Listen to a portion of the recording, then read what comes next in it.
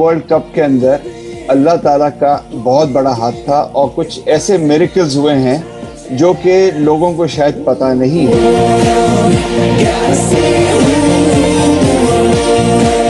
एक जर्नलिस्ट ने जावेद मियांदाद से पूछा कि I am surprised that tomorrow you are playing the finals and the team is just relaxed, so what are your views about it?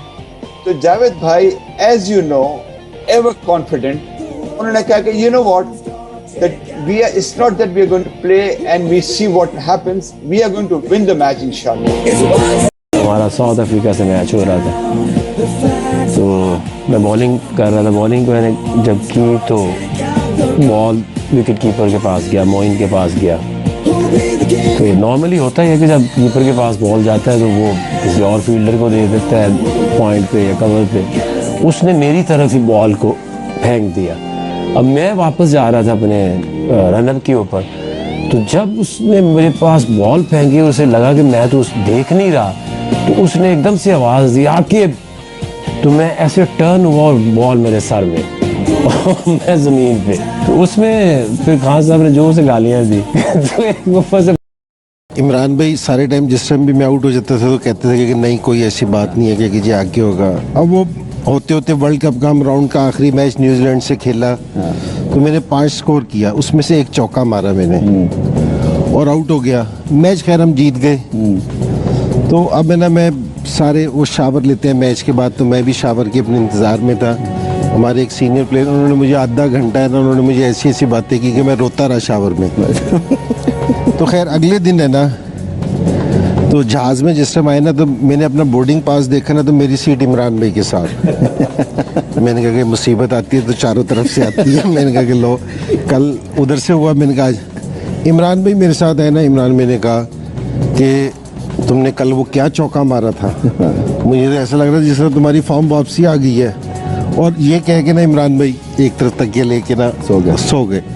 Miandad के तो fend of किया, तो मुझे आज कहता है कि इसने तुम्हें बाउंसर किया, उसको पुल मारना जोर से। खैर वो इत्तेफाक ऐसा हुआ, उसने बॉल किया, मैंने पुल मारी, चौका। तो ये वो फॉलो थ्रू में वापस जा रहे हैं, तो नॉन स्ट्राइकर से उसको गालियां देते हुए इसके फॉलो थ्रू में पहुंच गए। बट उस आपको सबको ही पता है कि ऑस्ट्रेलिया में बाउंस बहुत अच्छा होता है, तो वहाँ पे मजा आता था कीपिंग करने का। थ्रिल ये मिलती थी कि यार आ रही है बॉल, लग रही है ग्लव्स में, मजा आ रहा है। और जैसे अभी इमरान भाई ने कहा, पोल्यूशन नहीं है बिल्कुल भी, तो इतना क्लियर नजर आता है बॉल वहाँ पे, इतना आसान होता है कीपिंग करना।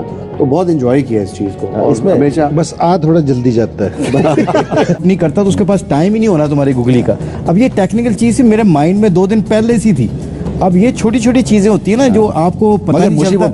कमाल की सेलिब्रेशन है ये वाली जो अभी देखते हैं वो नेचुरल थी। आज भी देखें, अगर हम खुद मैच देखें, आके लेकिन हो चले गए तो उसमें फिर जावेद ही रह गया।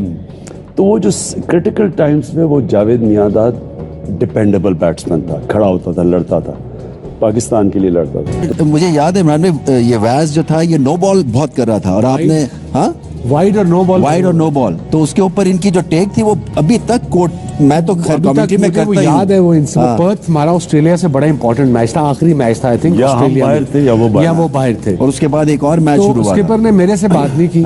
अगले दिन सुबह ब्रेकफास्ट पे मैं गया, ब्रेकफास्ट करने, आई थिंक उसी दिन डे नाइट गेम था वो।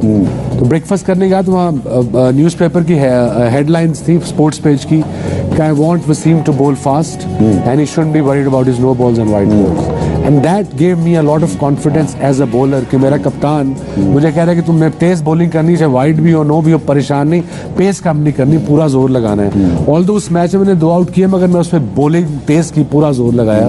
तो स्किपर कि now ball him another bouncer, और मतलब मेरा ये वही है ना, साइकी को डिस्ट्रॉय करना। अबे जो टेक्निकल चीज इमरान भाई ने मुझे 2 दिन पहले बताई थी, जो कह रहा है 2 ओवर के लिए मैं तुम्हें लेके आऊंगा, उसको तुमने गुगली करनी है। वो कह रहे, मुझे इन्होंने बताया भी था कि इसकी बैकलिफ्ट बहुत हाई है, और ऐसे प्लेयर को अगर रीड आउट होता है क्या है, इंसान रुकता किधर है जब वो समझता है मैं पहुंच गया। जिस दिन उसकी जिंदगी में स्ट्रगल खत्म होती है, वो फिर प्लेटो नहीं होती, फिर वो नीचे जाता है, या वो ऊपर जा रहा होता है या नीचे जा रहा होता है। जब तक आप चैलेंज करते रहते हैं अपने आप को, आप ऊपर जाते हैं, जब चैलेंज खत्म हो जाता है आप नीचे आ जाते हैं। बहुत बहुत शुक्रिया, thank you so much, thank you, thank you, thank you.